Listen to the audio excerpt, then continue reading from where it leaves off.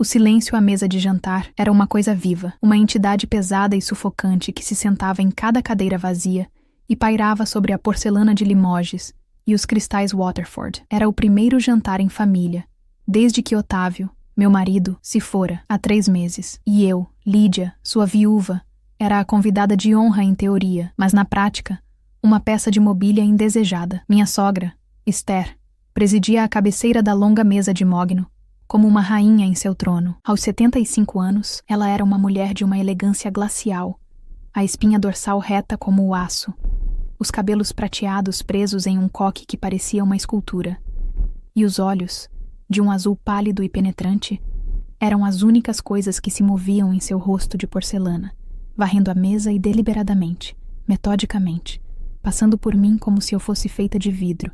Ela se dirigia aos outros, seus sobrinhos, primos distantes, os bajuladores que sempre orbitavam sua fortuna e influência. Ricardo, querido, conte-nos sobre sua viagem a Viena. A ópera ainda é tão sublime quanto me lembro? Ou, Beatriz, seu broche é deslumbrante. Uma joia de família, presumo. A linhagem é tudo. Cada palavra era uma facada sutil, uma reafirmação de seu mundo, um mundo de cultura europeia, de herança, de linhagem.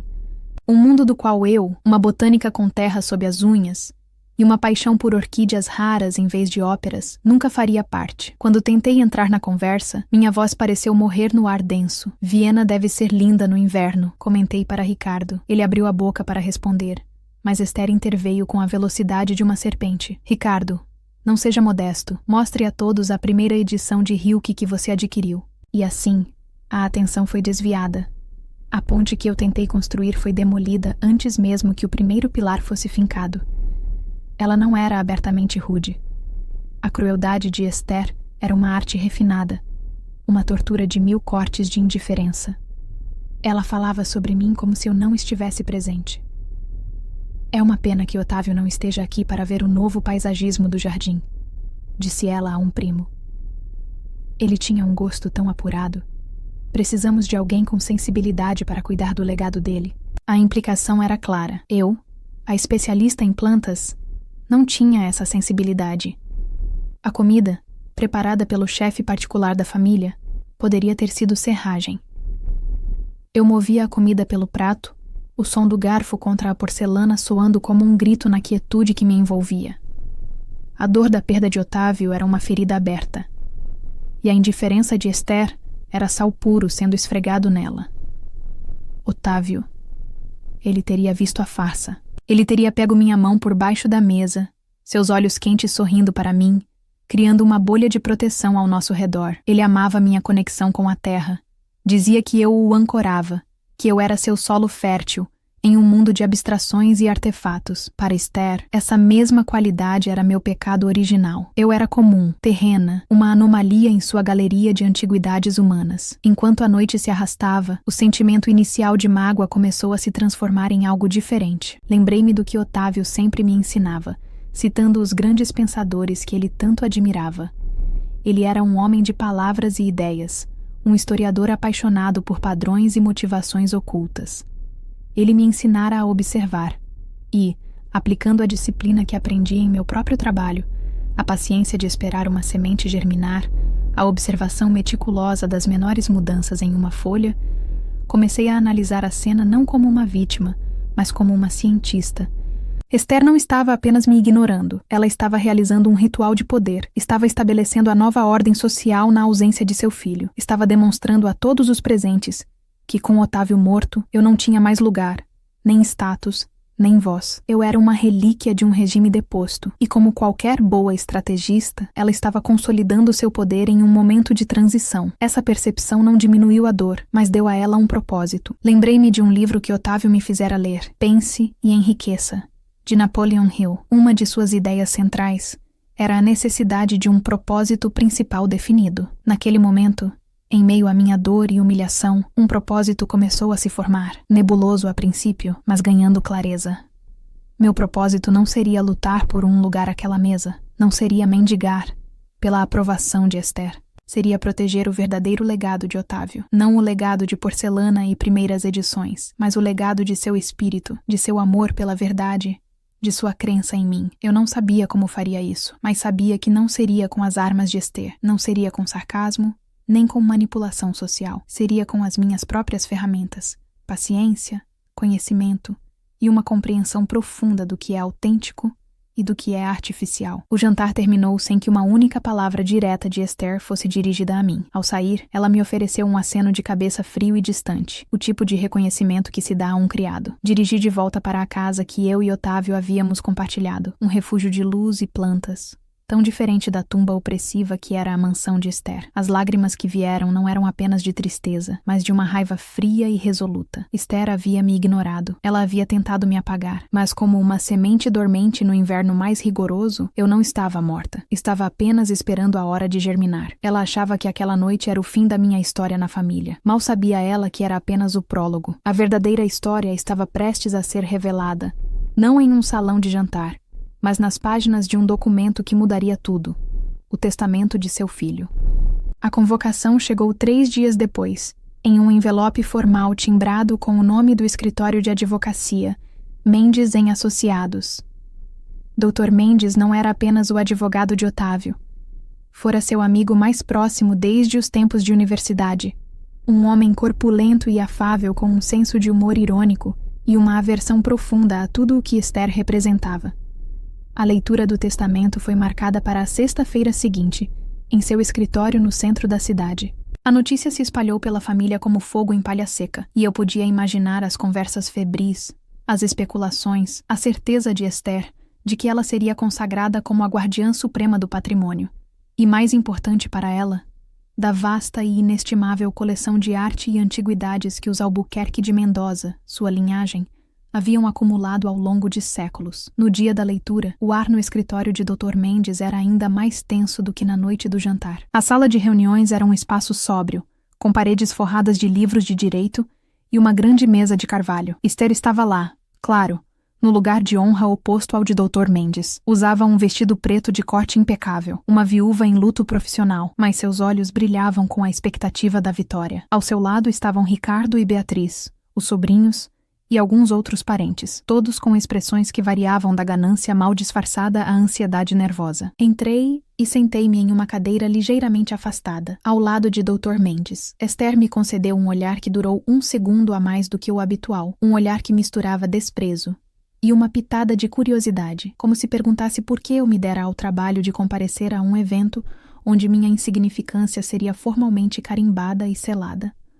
Dr. Mendes pigarreou, ajustou os óculos na ponta do nariz e abriu a pasta de couro à sua frente. Estamos todos aqui, começou ele, sua voz grave enchendo a sala, para a leitura do último testamento de Otávio de Albuquerque de Mendoza. Otávio era um homem único, como todos sabemos, e seu testamento reflete essa singularidade. Ele começou com as disposições menores, legados para instituições de caridade, para a universidade onde lecionara, pequenas lembranças para amigos, tudo previsível. Esther mantinha um sorriso sereno, a expressão de quem ouve preliminares tediosas antes do evento principal. Então, Dr. Mendes fez uma pausa, bebeu um gole de água e olhou diretamente para Esther.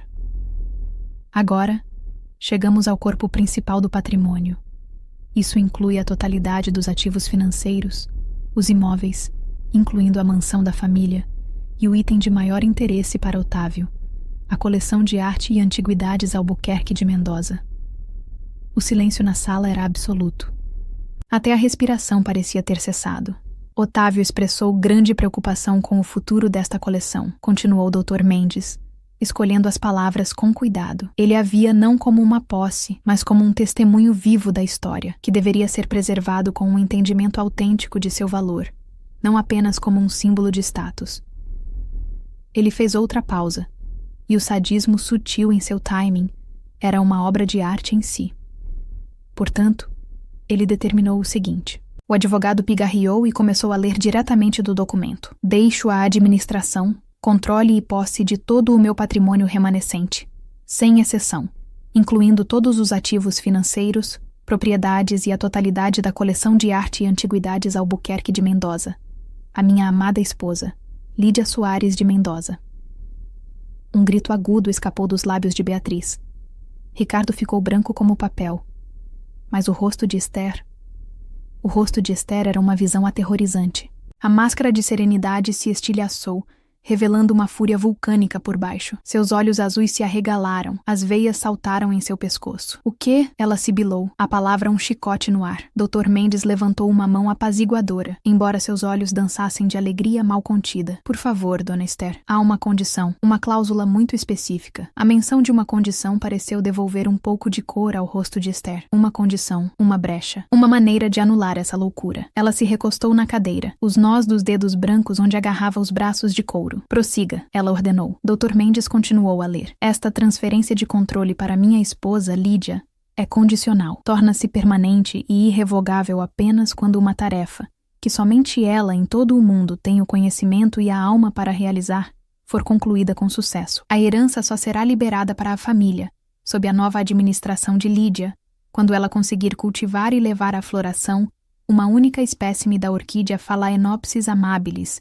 subespécie Lacrima imperatrix, mais conhecida como a lágrima da imperatriz. Se a primeira parte foi um choque, a segunda foi um absurdo de outro mundo. A lágrima da imperatriz era uma lenda botânica, uma orquídea quase mítica, considerada extinta na natureza há mais de um século. Era o santo graal dos orquidófilos, uma flor de beleza tão etérea que se dizia ter sido criada a partir das lágrimas de uma imperatriz exilada. Ricardo começou a rir, um som nervoso e incrédulo. Isso é uma piada. Otávio enlouqueceu. O testamento continua, disse Dr. Mendes, sua voz firme cortando o caos. Para auxiliar minha esposa nesta tarefa, informo que, segundo minhas pesquisas históricas, a única fonte viável de material genético dormente, sementes ou tecido de uma planta-mãe seca, pode ser encontrada na estufa abandonada da Vila Celeste, a propriedade da família no topo da serra, que está negligenciada há quase 100 anos. Se Lídia não conseguir ou se recusar a realizar esta tarefa dentro de 5 anos, todo o meu patrimônio, incluindo cada peça da coleção, será doado na sua totalidade ao Jardim Botânico Nacional, para ser usado em pesquisa e conservação. O impensável. Não era apenas que Otávio me dera o controle, era que ele atrelara o destino de toda a fortuna e do precioso legado de Esther a uma tarefa impossível, uma busca quixotesca que só eu poderia empreender. Ele transformou minha paixão, o exato motivo do desprezo de Esther, na chave para todo o seu universo. A Vila Celeste, eu sabia, era uma mancha na história da família, uma propriedade associada a uma ancestral escandalosa, e Esther a detestava com todas as suas forças. Doar a coleção ao Jardim Botânico era o insulto final, uma declaração de que ele preferia entregar seu legado a estranhos que compartilhavam da minha paixão do que deixá-lo nas mãos de sua mãe, que o via apenas como um troféu. Esther se levantou de um só golpe, a cadeira caindo para trás com um baque surdo. Seu rosto estava congestionado de uma raiva púrpura. Isto é um insulto, uma farsa. Meu filho estava doente, delirante. Esta mulher o manipulou. Vou contestar. Vou anular este documento ridículo e humilhante. Você não vai conseguir um centavo, sua pequena oportunista de terra. Ela gritou, apontando um dedo trêmulo para mim. O caos irrompeu. Os parentes começaram a falar todos ao mesmo tempo, alguns ao lado de Esther, outros apenas em choque. Eu permaneci sentada, o coração batendo descontroladamente. Não era manipulação, era a genialidade excêntrica de Otávio em sua forma mais pura. Era uma carta de amor, um quebra-cabeça e uma arma, tudo em um. Ele não estava apenas me protegendo, ele estava me capacitando da maneira mais espetacular que podia imaginar. Ele estava me forçando a florescer no solo mais hostil possível. Olhei para Esther, que agora era contida por Ricardo. Naquele momento, eu não senti medo, senti o peso da tarefa, a enormidade do desafio. O testamento não era sobre dinheiro ou poder, era uma missão, e olhando nos olhos furiosos de minha sogra, eu a aceitei. A tempestade que se seguiu à leitura do testamento foi imediata e violenta. O telefone de Dr. Mendes não parava de tocar, com advogados contratados por Esther ameaçando com processos de anulação, alegando incapacidade mental de Otávio e coação indevida da minha parte. A família se dividiu em facções. A maioria, liderada por Esther, me via como uma usurpadora astuta, uma Jezebel botânica,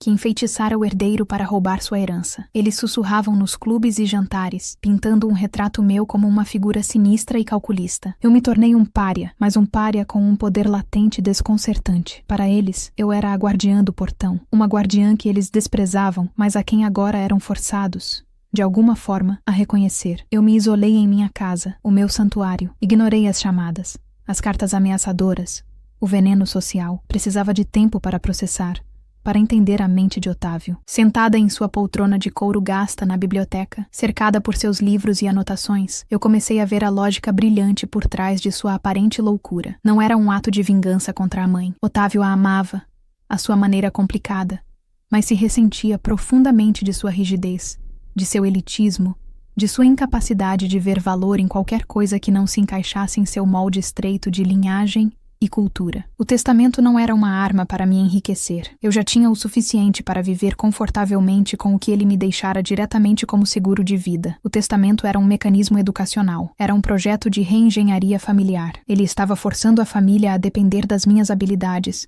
a valorizar o meu conhecimento, a reconhecer o meu mundo. Ele estava me dando uma plataforma para provar meu valor nos meus próprios termos. Mais do que isso, era um quebra-cabeça, um último jogo intelectual que ele deixara para mim. A lágrima da imperatriz não era uma escolha aleatória. A Vila Celeste não era um local aleatório. Havia uma história ali, eu sabia, e a tarefa de desvendá-la era meu verdadeiro legado. Meu propósito, antes um sentimento vago de proteger sua memória, agora se solidificava em um plano de ação concreto. Como diria Hill, meu propósito principal definido era claro. Eu iria encontrar e florescer aquela orquídea. E eu o faria não apenas para cumprir a condição, mas para decifrar a mensagem final do meu marido. E no processo, redefinir o que significava ser uma Mendoza. A primeira ligação que fiz foi para Dr. Mendes. Ele me recebeu em seu escritório, desta vez com um sorriso genuíno e um uísque forte. Eu disse que ele era único, disse ele, brindando a um retrato de Otávio na parede. Esther está se movendo rapidamente. A petição para anular o testamento foi protocolada esta manhã. Ela tem alguma chance? Perguntei, sentindo um nó no estômago. Mínima,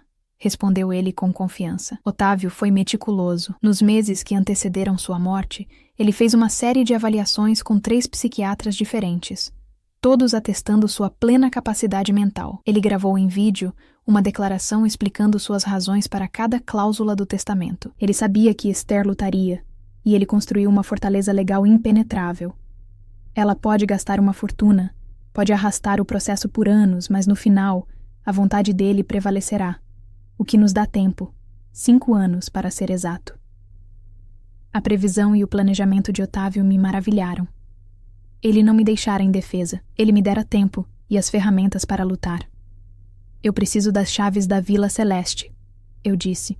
Dr. Mendes sorriu e tirou um pesado molho de chaves de ferro de uma gaveta. Otávio me pediu para entregá-las a você pessoalmente. Ele disse que você saberia quando pedir. Na semana seguinte, fiz a viagem até a serra. A Vila Celeste ficava no final de uma estrada sinuosa e mal conservada, o portão de ferro forjado rangendo em protesto quando o abri. A propriedade estava em um estado de abandono comovente. O mato havia tomado conta dos jardins.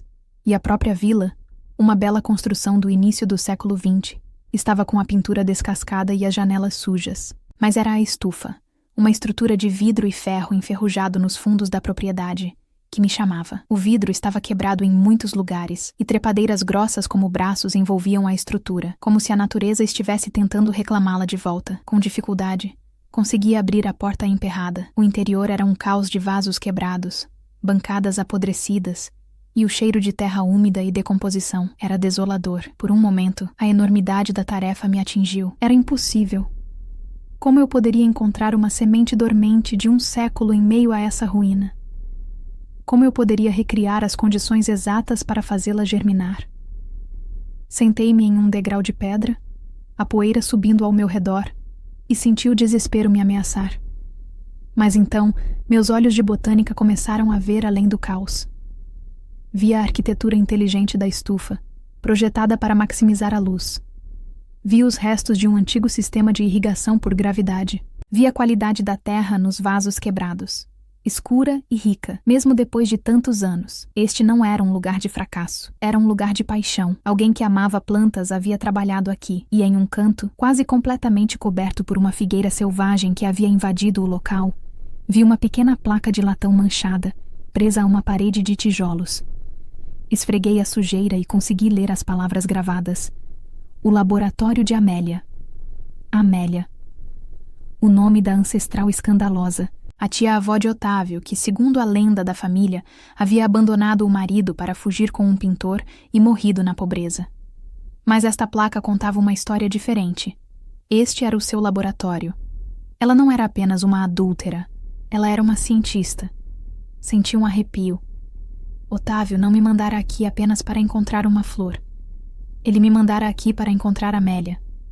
A tarefa não era mais apenas botânica. Havia se tornado uma investigação histórica, uma escavação arqueológica na história oculta de sua própria família. A semente da orquídea e a semente da verdade estavam enterradas juntas, esperando que eu as encontrasse. A restauração da Vila Celeste e de seu laboratório de Amélia tornou-se minha obsessão. Era um trabalho hercúleo, físico e financeiro, mas eu tinha os recursos do seguro de vida de Otávio e, mais importante, um propósito que me impulsionava a cada dia. O primeiro passo foi tornar o lugar habitável e seguro. Contratei uma equipe de trabalhadores locais, homens da serra, rudes e desconfiados a princípio, mas que gradualmente passaram a me respeitar quando viram que eu não tinha medo de sujar as mãos, trabalhando ao lado deles, arrancando ervas daninhas, limpando entulho. A primeira grande batalha foi a estufa. Precisávamos remover décadas de crescimento selvagem sem danificar a estrutura já frágil. Foi um processo lento e delicado, como uma cirurgia. Enquanto os homens trabalhavam na estrutura de ferro e na substituição dos vidros quebrados, eu me concentrei no interior. Cada vaso quebrado, cada ferramenta enferrujada, cada fragmento de anotação em papel apodrecido, era uma pista em potencial. Dr. Mendes tornou-se a primeira e mais crucial peça da minha Mastermind Alliance. Ele visitava a vila nos fins de semana, trazendo mantimentos e, mais importante, informações. Ele mergulhou nos arquivos da família, nos diários e correspondências que estavam em seu poder, procurando qualquer menção a Amélia de Albuquerque de Mendoza, e o que ele encontrou começou a pintar um retrato muito diferente da mulher difamada pela história da família. Amélia não era uma diletante, ela era uma botânica séria, que se correspondia com acadêmicos na Europa e publicara artigos em jornais científicos sob um pseudônimo masculino. Sua fuga com um pintor não foi um caso romântico impulsivo. O pintor era também um ilustrador botânico de renome, e eles partiram em uma expedição à Amazônia para catalogar novas espécies. Ela não morreu na pobreza, morreu de malária durante a expedição, uma mártir da ciência, não do amor. Esther e sua avó reescreveram a história, explicou Mendes, sentado comigo na varanda da vila, enquanto o sol se punha sobre as montanhas. Uma mulher cientista e independente era uma vergonha para a família. Uma adúltera trágica era um escândalo mais aceitável. Elas a enterraram sob uma mentira para proteger a imagem da família. A conexão entre Amélia e eu se tornou quase palpável. Eu estava literalmente desenterrando seu legado enquanto Esther tentava enterrar o meu. A pesquisa sobre a lágrima da imperatriz corria em paralelo. Era de fato uma lenda. Havia pouquíssima literatura científica sobre ela. A maioria das referências era poética ou folclórica. Descreviam uma flor de um branco translúcido, com um único ponto azul cobalto no centro do labelo, que se parecia com uma lágrima suspensa. Dizia-se que florescia apenas à noite, e que sua fragrância tinha a capacidade de induzir sonhos vívidos. Era a flor de um romancista, não de um cientista. Comecei a duvidar de sua existência. Talvez fosse esse o jogo de Otávio. Talvez a tarefa fosse provar que a flor não existia, uma metáfora sobre a busca da verdade. Mas eu não podia desistir. Eu devia a Otávio e a Amélia a tentativa. Comecei a catalogar cada grão de terra, cada semente fossilizada que encontrava na estufa, usando um microscópio que instalei em um dos cômodos da vila. Era um trabalho de agulha no palheiro, de paciência infinita. Eu passava noites em claro, os olhos ardendo pela lente do microscópio, comparando as sementes que encontrava com os bancos de dados digitais de orquídeas conhecidas. Enquanto eu me enterrava no passado na serra, Esther travava sua guerra no presente, na cidade. Seus advogados inundaram o processo com moções, tentando esgotar meus recursos e minha determinação. A pressão social sobre mim era imensa. Fui desconvidada de eventos. Velhos amigos da família atravessavam a rua para não falar comigo. Esther estava usando sua arma mais poderosa, o ostracismo. Ela estava tentando me isolar, me fazer sentir tão sozinha que eu desistiria. E, em alguns momentos, quase funcionou. Havia noites na vila silenciosa em que a solidão era um peso físico, e a voz de Esther, me chamando de oportunista, ecoava em minha mente. Mas então, eu olhava para a estufa, agora com seus vidros brilhando sob a lua, e para a placa O Laboratório de Amélia, e minha resolução se fortalecia. Eu não estava sozinha. Eu tinha a companhia de Amélia. Eu tinha o propósito que Otávio me dera. Foi em uma dessas noites de dúvida que a segunda peça da minha aliança se revelou. Recebi um e-mail de um endereço anônimo. A mensagem era curta. Não desista. Tia-avó Esther está furiosa porque os advogados dizem que ela está perdendo. Ela subestima você, e o tio Otávio também não. Continue cavando. C. Só podia ser Clara, a filha mais nova de Ricardo, sobrinha neta de Esther. Clara era uma jovem de 20 e poucos anos, quieta e artística, que sempre parecera desconfortável e deslocada no mundo rígido e materialista da família. Ela adorava Otávio, que a incentivava a pintar e lhe dava livros de arte de presente. Respondi ao e-mail com uma única palavra: obrigada. Uma semana depois, um carro modesto subiu a estrada da vila. Era Clara. Ela saiu do carro, os olhos grandes e nervosos, segurando um caderno de desenho.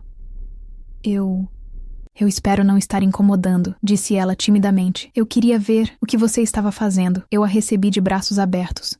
Mostrei-lhe a vila, a estufa, minhas pesquisas, a história de Amélia que eu estava descobrindo. Os olhos de Clara brilharam de fascinação. Eu sempre soube que havia algo errado com as histórias da família, disse ela. Tudo é tão superficial. Tio Otávio era a única pessoa real. Clara começou a me visitar regularmente. Ela era minha conexão com o mundo exterior, me trazendo notícias dos movimentos de Esther e do estado de espírito da família. Mas, mais do que isso, ela se tornou uma aliada na busca. Com seu olhar de artista, ela começou a examinar os artefatos que eu encontrava, vendo padrões que eu não via. Foi ela quem, ao examinar um fragmento de um diário de Amélia que havíamos conseguido restaurar parcialmente, notou um pequeno desenho na margem, quase invisível. Era um diagrama de uma pequena caixa de metal com um fecho complexo. Abaixo, uma anotação criptografada.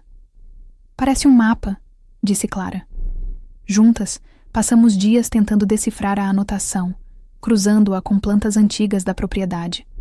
A anotação se referia a um carvalho antigo que chora ao meio-dia. Depois de muita procura, encontramos a árvore. Um carvalho magnífico, cujos galhos, em um determinado ângulo, projetavam uma sombra que parecia uma lágrima no chão, exatamente ao meio-dia. Cavamos no local indicado pela sombra, e a 1 metro de profundidade, minha pá bateu em algo duro, metal. Era a caixa. O coração batendo forte, nós a desenterramos. Estava enferrujada, mas intacta. Com dificuldade, conseguimos abrir o fecho. Dentro, aninhado em um veludo desbotado, havia um pequeno frasco de vidro selado com cera. E dentro do frasco, suspensas em um líquido oleoso, havia minúsculas sementes escuras. Ao lado do frasco, uma única etiqueta de papel amarelado com a caligrafia elegante de Amélia. Phalaenopsis amabilis, Lacrima imperatrix, sementes da planta-mãe. Expedição de 1898. Nós a havíamos encontrado. A alegria e o alívio foram tão intensos que nos abraçamos e choramos. Ali, ao lado do buraco na terra. A busca pela semente havia terminado. A batalha pela sua vida estava apenas começando. A descoberta da caixa de Amélia foi um divisor de águas, o momento em que a lenda se tornou tangível. No entanto, a euforia inicial rapidamente deu lugar a um sentimento de pavor e responsabilidade esmagadora. Eu segurava em minhas mãos um frasco contendo as únicas sementes conhecidas de uma espécie extinta, um tesouro botânico de valor incalculável. A pressão para não falhar era imensa. A estufa, agora totalmente restaurada com vidros novos, sistemas de irrigação e controle de temperatura de última geração, estava pronta. Mas eu sabia que meu conhecimento, por mais extenso que fosse, poderia não ser suficiente. A lágrima da imperatriz era um enigma. Eu precisava de mais poder de fogo intelectual. Era hora de invocar a terceira e última peça da minha aliança. Dr. Kenji Tanaka era uma lenda viva no mundo da botânica. Meu antigo professor na universidade e mentor, ele era um especialista em orquídeas raras e técnicas de germinação assistida. Um homem pequeno e enrugado, com a serenidade de um monge zen e a mente de um supercomputador, ele vivia em um semi-isolamento, cercado por suas amadas plantas. Enviei-lhe um e-mail detalhado, explicando a situação, o testamento, a história de Amélia, a descoberta das sementes, e anexei fotos em alta resolução do frasco e da etiqueta. A resposta veio em menos de 1 hora. Esteja no meu laboratório amanhã às 8 horas. Traga as sementes. Não fale com ninguém. A viagem até o campus da universidade foi a mais nervosa da minha vida. Eu carregava a caixa de metal como se fosse um bebê recém-nascido. Dr. Tanaka me esperava em seu laboratório. Um paraíso de vidro e aço inoxidável, repleto de plantas exóticas. Ele pegou o frasco com uma reverência quase religiosa, examinando-o sob uma lupa potente. Inacreditável, murmurou ele. O líquido oleoso, óleo de cravo. Provavelmente, um conservante natural. Amélia de Mendoza, eu li os artigos dela, os publicados sob o pseudônimo de A.M. Blake, um gênio, à frente de seu tempo. A validação de Amélia pelo meu mentor foi um momento de profundo orgulho. Dr. Tanaka concordou em me ajudar, fascinado pelo desafio. Esta não é uma tarefa para uma pessoa só, Lídia, disse ele. Precisamos de uma equipe e de um laboratório de cultura de tecidos. As sementes são muito velhas. A germinação direta no substrato é muito arriscada. Precisamos cultivá-las in vitro. Assim, uma parte da Vila Celeste foi transformada em um laboratório de ponta. Dr. Tanaka trouxe seus melhores alunos de pós-graduação e, juntos, formamos uma pequena equipe de elite. As sementes foram cuidadosamente extraídas do óleo e colocadas em um meio de cultura estéril, uma espécie de gelatina rica em nutrientes, dentro de frascos de ensaio. Agora, era um jogo de espera. Semanas se transformaram em meses. Todos os dias, eu examinava os frascos, procurando o menor sinal de vida. O primeiro broto verde. A tensão era palpável. Enquanto isso, a guerra de Esther continuava. Seus advogados, frustrados pela solidez do testamento, mudaram de tática. Começaram a me atacar pessoalmente, tentando provar que eu não tinha a competência necessária para a tarefa, rotulando meu trabalho na vila como um hobby caro e amador. Eles exigiram inspeções judiciais, enviando especialistas, contratados por eles para avaliar meu progresso. Eram, na verdade, espiões, tentando encontrar falhas em nossos procedimentos. Foi aí que a presença de Dr. Tanaka se tornou meu escudo. Ele recebia os especialistas com uma cortesia glacial, aniquilando-os com seu conhecimento superior, apontando as falhas em suas perguntas e os deixando gaguejando com um jargão científico que eles mal compreendiam. As inspeções se tornaram um desastre para a equipe de Esther, fortalecendo nossa posição no tribunal. Clara continuava sendo minha fonte vital de informações. Em uma de suas visitas, ela chegou pálida e agitada. Tia Esther está desesperada, disse ela em voz baixa. Ela ouviu rumores sobre o Dr. Tanaka estar te ajudando. Ela disse a meu pai: se a ciência não pode pará-la, talvez a natureza possa. A ameaça velada me deu um calafrio. O que ela quis dizer com isso? A resposta veio em uma noite fria de inverno. Eu estava no laboratório, tarde da noite, fazendo anotações, quando um alarme começou a soar. Era o alarme do sistema de controle de temperatura da estufa e do laboratório de cultura. Corri para o painel de controle. A temperatura estava caindo rapidamente. O sistema de aquecimento principal havia falhado. Uma onda de pânico gelado me atingiu. As culturas de orquídeas eram extremamente sensíveis. Uma queda de temperatura como aquela, por mais de 1 hora, poderia matar qualquer protocormo, o pequeno aglomerado de células que precede o broto, que estivesse se desenvolvendo. Corri para a casa de máquinas. A cena era inconfundível. O disjuntor principal do sistema de aquecimento havia sido desligado manualmente, e o painel de acesso, que deveria estar trancado, estava ligeiramente aberto. Não foi uma falha.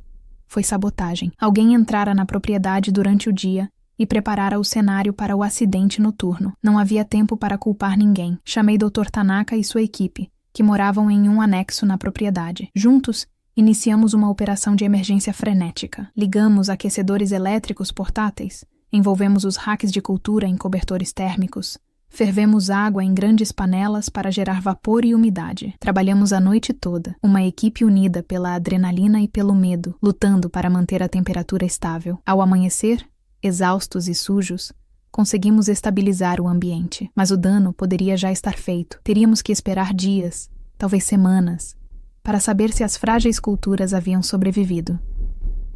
No dia seguinte, encontrei pegadas perto da cerca dos fundos da propriedade, onde a segurança era mais frouxa, e preso em um galho, um pequeno fio de lã cachemira, de um tom muito particular de azul pavão. o mesmo tom do suéter que Ricardo, o sobrinho de Esther, usava no dia da leitura do testamento.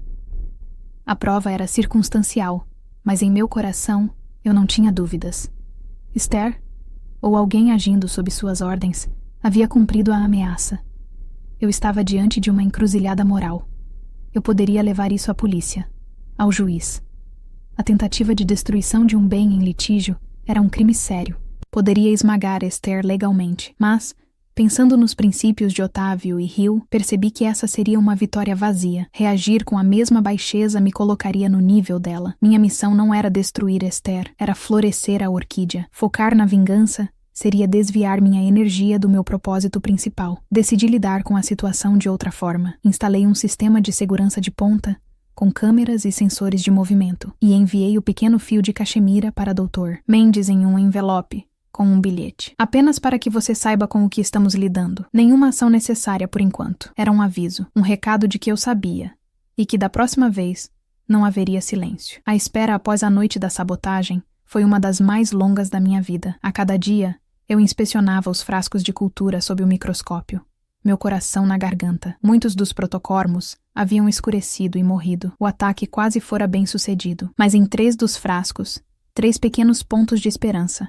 A vida persistia. E então, uma manhã, aconteceu. Um dos aglomerados de células começou a se diferenciar. Uma minúscula, quase invisível folha verde clara emergiu do gel de cultura. Era um milagre. Eu chorei, lágrimas de alívio e alegria escorrendo pelo meu rosto. Chamei Dr. Tanaka e juntos observamos a pequena planta, a primeira lágrima da imperatriz, a ver a luz em mais de um século. A partir daquele momento, nosso foco se tornou absoluto.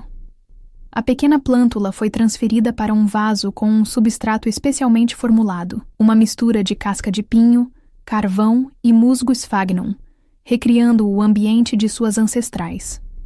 A estufa se tornou uma unidade de terapia intensiva neonatal. Nós monitorávamos a umidade, a luz, a temperatura com uma precisão fanática. A planta cresceu lentamente, com uma delicadeza agonizante. Cada nova folha, cada nova raiz prateada que se agarrava ao substrato era uma vitória celebrada por toda a equipe. Os meses se passaram. A planta se tornou forte e saudável. E então, em uma manhã de primavera, quase 2 anos após o início da minha jornada, eu vi, emergindo da base das folhas, uma haste fina e elegante. Uma haste floral. A notícia se espalhou silenciosamente. Dr. Mendes informou ao tribunal que a condição do testamento estava perto de ser cumprida. A equipe jurídica de Esther entrou em pânico, tentando uma última manobra desesperada para desacreditar nosso trabalho, mas era tarde demais. A prova viva estava crescendo em minha estufa. Eu sabia que não podia simplesmente ligar para o advogado e dizer: consegui. Isso não era o estilo de Otávio. O clímax desta ópera precisava de um cenário à altura, um ato final que não fosse sobre vitória legal, mas sobre transformação e verdade. O florescimento da orquídea precisava ser uma revelação, não apenas uma formalidade. Comecei a planejar o ato final. Com a ajuda de Clara, enviei convites formais a todos os membros da família, incluindo Esther, Ricardo e Beatriz. O convite era para uma apresentação privada na Vila Celeste. Não dava detalhes, apenas a data e a hora. Uma semana antes do desabrochar previsto da primeira flor. A vila, que antes era um símbolo de abandono, havia sido transformada. Os jardins foram restaurados à sua antiga glória, a casa pintada, os interiores limpos e decorados com simplicidade e bom gosto. Era um lugar de paz e beleza, o meu domínio. Eu queria que eles vissem o que eu havia construído a partir da ruína que eles desprezavam. No dia marcado, eles chegaram. Esther e seu séquito, vestidos como se fossem para um funeral, seus rostos uma mistura de curiosidade mórbida e desprezo. Ricardo evitava meu olhar, a culpa estampada em seu rosto. Guiei-os em silêncio através da vila restaurada e dos jardins florescentes. Eles não fizeram comentários, mas eu podia ver a surpresa relutante em seus olhos. Finalmente, eu os levei para a estufa. A luz do final da tarde filtrava-se através do vidro, criando uma atmosfera quase sagrada. O ar era quente, úmido e perfumado com um cheiro de terra e vida. No centro da estufa, em um pedestal, estava a planta. A haste floral se erguia elegantemente, com vários botões em formação, e na ponta, um botão estava se abrindo. Diante de seus olhos, As pétalas brancas e translúcidas como seda começaram a se desdobrar lentamente. Era um espetáculo de uma beleza de tirar o fôlego. Ninguém falava. O único som era o da respiração coletiva. Quando a flor se abriu completamente, o silêncio se aprofundou. Era exatamente como as lendas descreviam, branca, etérea, quase transparente. E no centro do labelo, uma única e perfeita mancha de azul cobalto, brilhando como uma joia, como uma lágrima suspensa. O feito era inegável. A ciência, a paciência, a dedicação, tudo estava ali, naquela flor perfeita. A arma de Esther sempre fora a opinião, a insinuação, o status social. Eu a derrotei com um fato biológico irrefutável. A beleza da flor era uma verdade que silenciava qualquer argumento. Esther olhou para a flor, seu rosto normalmente controlado se desfazendo. Pela primeira vez, eu vi algo em seus olhos que não era raiva ou desprezo. Era derrota, uma derrota completa e absoluta, não por força, mas pela beleza daquilo que ela sempre se recusara a ver. Com a família reunida em um silêncio atordoado ao redor da flor milagrosa, eu soube que a vitória botânica era apenas o primeiro ato da revelação final. O verdadeiro golpe, o impensável que o testamento apenas insinuara, ainda estava por vir. Não era sobre a flor em si, mas sobre o porquê da flor. Peguei um volume de capa de couro que estava sobre uma bancada próxima. Era um dos diários de Amélia, aquele que eu e Clara havíamos encontrado e que Dr. Mendes me ajudara a restaurar. A beleza desta flor é inegável, comecei, minha voz calma preenchendo o silêncio da estufa. Mas o que ela representa é ainda mais importante. Otávio não me deu essa tarefa por capricho. Ele me deu essa tarefa para que eu e todos vocês descobríssemos a verdade sobre Amélia de Albuquerque de Mendoza. Abri o diário em uma página marcada. A história que a família conta é que Amélia era uma mulher leviana, que abandonou tudo por uma paixão. A verdade, escrita aqui por ela mesma, é que ela era uma cientista brilhante, uma botânica cujo trabalho foi desprezado pela própria família por ser impróprio para uma mulher de sua classe. Ela não fugiu. Ela partiu em uma expedição científica para a qual esta flor, a lágrima da imperatriz, que ela mesma descobrira e nomeara, era a chave. E li um trecho do diário de Amélia, sua escrita clara e apaixonada, descrevendo seus sonhos de criar um centro de pesquisa, de compartilhar a beleza e o conhecimento da natureza com o mundo, um sonho que foi esmagado pela rigidez e pelo preconceito de sua família. Otávio encontrou este diário anos atrás. Continuei, fechando o livro. Ele percebeu o paralelo chocante. Uma mulher da família, apaixonada por botânica, cujo valor era invisível para aqueles que só conseguiam enxergar linhagem e posses. Amélia foi apagada da história, sua identidade reescrita para se adequar a uma narrativa mais conveniente. Assim como você, Esther, tentou me apagar. Dirigi meu olhar diretamente para minha sogra. Ela recuou um passo, como se minhas palavras fossem um golpe físico. O testamento de Otávio não foi um castigo. Foi uma lição. Uma lição sobre o que é o verdadeiro legado. Não são os objetos de arte empoeirados ou os nomes em uma árvore genealógica. O verdadeiro legado é a paixão, o conhecimento, a coragem de ser quem você é. Ele usou a minha paixão, a mesma de Amélia, para forçar esta família a olhar para sua própria história e confrontar a injustiça que cometeu. Ele queria curar uma ferida de 100 anos. A revelação completa caiu sobre eles. O plano de Otávio, em toda a sua complexidade e genialidade, estava exposto. Não era sobre me dar dinheiro, era sobre vindicar Amélia através de mim. Era sobre provar que as qualidades que Esther desprezava em mim eram, na verdade, as mesmas qualidades da ancestral mais brilhante que a família já tivera. A derrota no rosto de Esther se aprofundou, transformando-se em uma compreensão sombria. Ela fora superada, não por uma rival, mas pela história, pelo próprio filho, que usara o passado como um espelho para revelar o presente. A condição foi cumprida, anunciei. Minha voz agora firme com a autoridade que Otávio me legara. A herança está liberada, e como administradora deste patrimônio, minha primeira decisão é cumprir o sonho de Amélia, que era também o sonho de Otávio. Olhei ao redor da estufa, para os jardins, para a vila restaurada. Esta propriedade, a Vila Celeste, não será vendida. Será transformada no Instituto de Pesquisa Botânica Amélia de Mendoza. A coleção de arte da família será usada para criar um fundo perpétuo que financiará este instituto, garantindo que o trabalho de Amélia continue para sempre. Abriremos os portões para estudantes, cientistas e para o público, para que todos possam compartilhar da beleza e do conhecimento. O silêncio que se seguiu foi de pura estupefação. Eu não estava tomando o poder para mim. Estava transformando-o, redirecionando o legado da família de um de posse privada para um de contribuição pública. Estava pegando a riqueza estagnada dos Albuquerque de Mendoza e a tornando fértil, exatamente como Otávio sabia que eu faria. E então, para o meu completo espanto, Clara começou a aplaudir.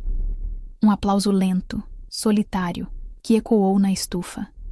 Depois, Dr. Mendes juntou-se a ela. E então, um dos primos, e depois outro. Não foi um aplauso estrondoso, mas um reconhecimento hesitante, um sinal de que a mensagem havia sido recebida. Ricardo, o sobrinho que provavelmente cometera a sabotagem, aproximou-se de mim, o rosto contorcido de vergonha. Lídia, eu sinto muito, ele murmurou, sem conseguir me olhar nos olhos. Eu estava com medo. Eu estava errado. Eu apenas assenti. A redenção dele era um caminho que ele teria que percorrer sozinho. Meu olhar finalmente encontrou o de Esther. Ela estava sozinha, abandonada por seus aliados, sua autoridade desintegrada. A rainha estava sem seu reino. Ela me olhou e pela primeira vez não havia ódio em seus olhos, apenas um vazio profundo e cansado. Sem dizer uma palavra, ela se virou e saiu da estufa, caminhando lentamente pelos jardins que eu havia trazido de volta à vida. Não era uma retirada raivosa, mas a caminhada lenta de alguém que finalmente entendeu que o mundo havia mudado e ela não fazia mais parte dele. Nos anos que se seguiram, a transformação foi completa. O Instituto Amélia de Mendoza tornou-se uma realidade, um centro de excelência em pesquisa botânica, atraindo os melhores talentos do mundo. A Vila Celeste, antes um lugar de esquecimento e vergonha, tornou-se um lugar de vida, descoberta e beleza. Clara encontrou seu lugar, gerenciando os programas de arte e educação do Instituto, combinando suas duas paixões. Eu não me tornei a nova matriarca da família. Eu me tornei algo diferente, uma fundadora. A mulher que, ao ser ignorada em um jantar, acabou por redefinir o propósito de uma dinastia inteira. O impensável, revelado no testamento de Otávio, não era apenas que ele me dera o controle. Era que ele sabia que eu não o manteria, mas o transformaria em algo muito maior e mais duradouro do que qualquer coleção de arte ou linhagem familiar. Ele me deu a chance de florescer, e ao fazê-lo, eu ajudei todo um legado a encontrar uma nova vida.